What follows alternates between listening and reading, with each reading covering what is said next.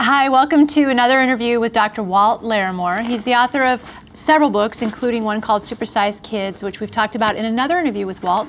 But today I want to talk about my favorite subject, which is balance. Now, in a lot of your material, you talk about balance because our nutritionist, Ann Capper, is excited so much about your things because you talk about balance. You have the 4 wheels of health, is it? Can you tell us a little bit about that? Well, it's not at all original.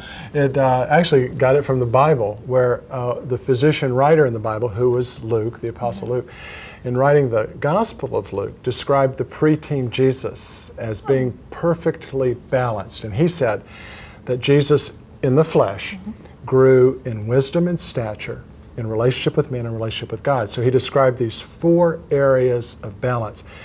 Jesus grew in wisdom. That's the intellectual, the emotional area. He grew in stature. That's physically how he grew. He grew in relationship with God. That's spiritual growth. And then he grew in relationship with men. So that's relational growth and community. And what we have found in the last 25 years in medical research is that those 4 areas are intricately connected.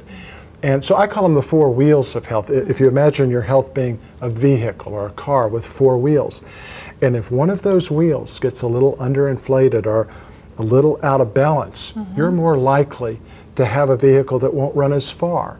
It certainly won't run as smooth, and it's more likely to have a flat tire. And who wants to be out on a dark road in the middle of the night and have a flat? Right. You just don't want to do it.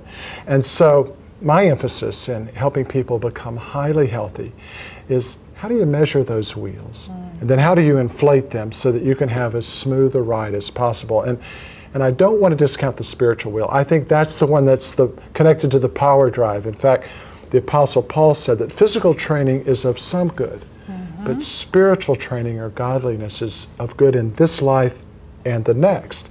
So there's no doubt that the spiritual wheel is the one connected to the drive shaft, if you would. Right. But those 4 wheels are equally and critically important to being highly healthy. Well, and that's exactly what we talk about. Now we add in intellectual to the list, but intellectual and emotional and mental all kind of going together.